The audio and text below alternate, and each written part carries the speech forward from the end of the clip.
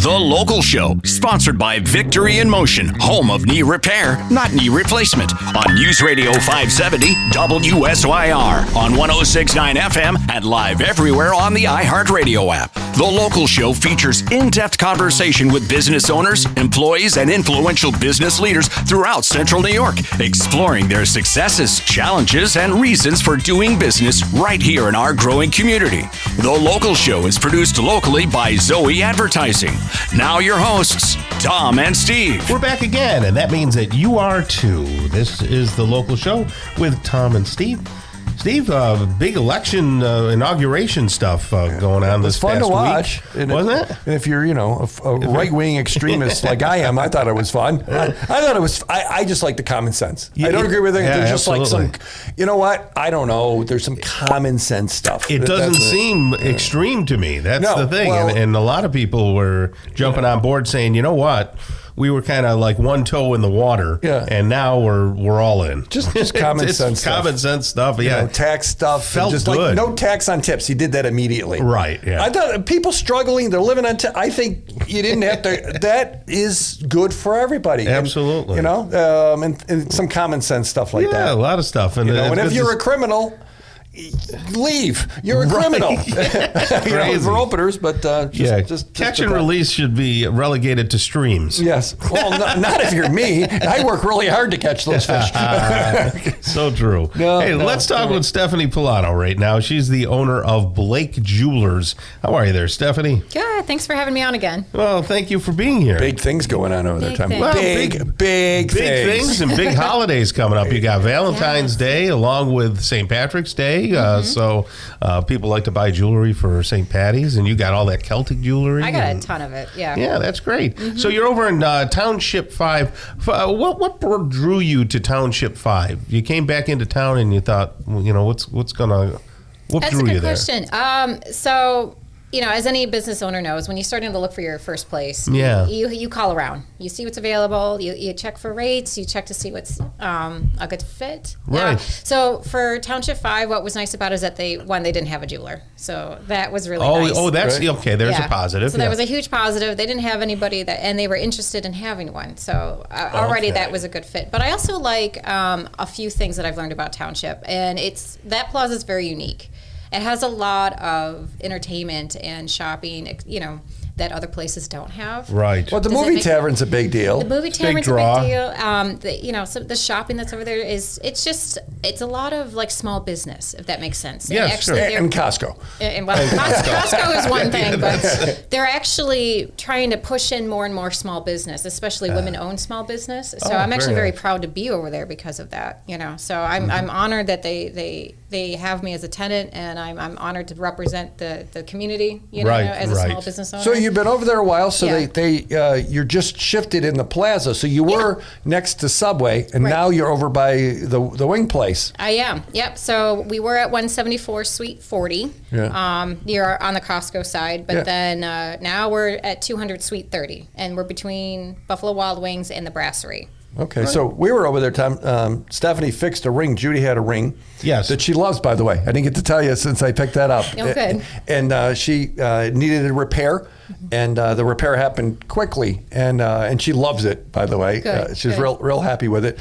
But diamonds are a big deal over at Blake. Tell me about diamonds. They're a great big deal over there. So we're really proud to be a direct importer for diamonds, both natural and lab diamonds, which lab diamonds are kind of taking the storm now.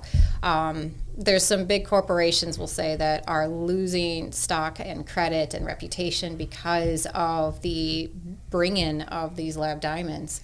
How are they losing credibility because of the lab diamonds? Well, because I think it comes down to price point. Okay. I think that's the biggest thing. Could it be that regular natural diamonds have been overpriced in the market? I think so, and they're not nearly as rare as we pretend that they are. Right, of course. They just jack up the prices, and they're hidden away, and So talk lab diamonds, because when you first started talking lab diamonds, I thought Frankenstein, lab, and I like, is it you real? You had no clue. Yeah, I had no clue. That is absolutely true. So unpack, if someone doesn't know, hasn't heard about lab diamonds, okay, they cost less, but they must be inferior? And start from the fact that, actually, I'm going to set it up. Yeah, go for it. So I'm just setting it up. Which means I did a sucky job of it. Go ahead, No, Tom. it's just that He's going to translate. It's okay. natural diamonds are grown.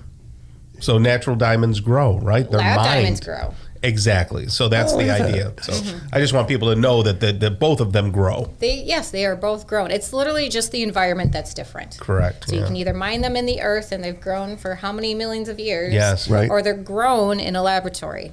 And when they're tested, they're still tested a diamond. It's chemically a diamond. When you get any kind of tester, it'll show it a diamond. There's actually only one tester that I'm aware of that can tell the difference between a lab or a natural. But when it comes to the common consumer, now you have a diamond, it hits all the hardness levels, it's all chemically the same, and it's a tenth of the price or less. You know what I mean? It especially with this economy, especially with young kids coming into the scene and in their 20s, and do I spend maybe a starting point of like $1,500, $2,000 on a set, or do we go 10,000, 15,000? Right. No, go buy a house. It's fine. Right. So I know you used the term diamonds for less. So talk about the way you design things. I saw that computer system there where people can kind of create their own ring. Yeah, they can. That's the biggest part, is that everybody gets designed every detail. So we have 1 million settings, maybe not 1 million, but we have quite a bit. Right. We have a lot of settings to choose from multiple vendors that we work with. So you get to choose the setting. And even if you don't like the setting you can choose the different metal of that setting. You can alter it. We can get CAD design. So you can choose anything you want. And if we don't have it, we'll make it.